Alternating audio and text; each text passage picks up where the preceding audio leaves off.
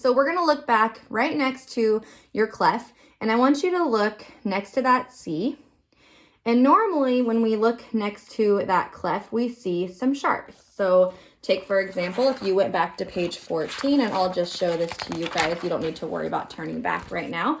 You can look next to your clef and you can see that there are 2 sharps, and that is our key signature. And on page 30, if you look next to that clef that you have, the alto or the treble or the bass clef, you'll see that there are no sharps. And that means that everything on this page has what's called a natural note. And we're going to be talking about low 2's. And let me turn to this page 30 again. So when you look above a lot of your notes, if you're violin or viola, you'll notice that on every single one of these songs, there's something that's written that says low 2. If you're cello or sometimes bass, you'll see that there are just 2's written above your part, which is kind of a weird thing because we haven't seen this written before.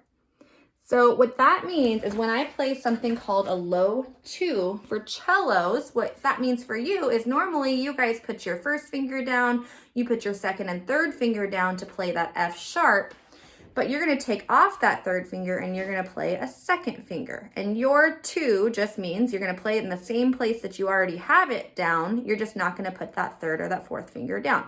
So you're going to go sometimes from 1 to 2 straight to 4 for cellos. For violins and violas, what that means to you guys, when you have low 2, when we play our instrument, our finger always gets placed on that second tape. But in this case, when we're doing low 2's, that second finger is actually going to move back to that first finger. And I'm going to show you again. I'm going to move that second finger back to that first finger. My first finger stays in the same place, and there's no tape for this finger. So my notes are going to sound a little bit different. Normally, if I were to play the D major scale, I would put my second finger on that tape.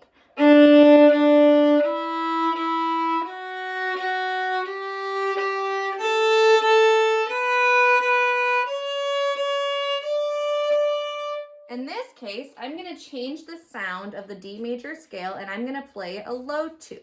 So I'm going to go from the second finger on the tape and I'm going to move it to the low 2. So for cellos, I'm going to play it the same way, but you would have just put your second finger down where it normally goes and not play the third finger. So this is how it would sound if I played low 2's. And you can watch my finger while I'm playing.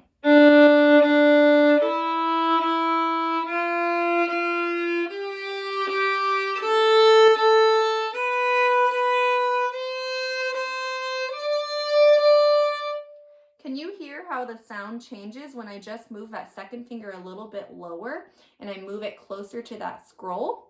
And the same thing for cellos and basses. When you move your fingers closer to that scroll, it makes it sound lower.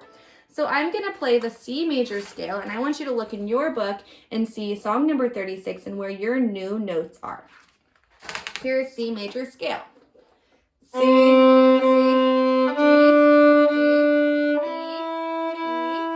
my new note, low 2, F, F.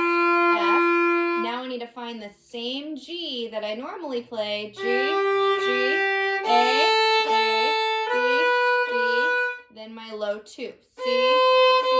And this is the highest note I'm going to get to. Normally we would go up to a high D, or we'd get up to our next finger, but this is the highest note I'm going to get to, and it's a low 2. So I'm going to come back down.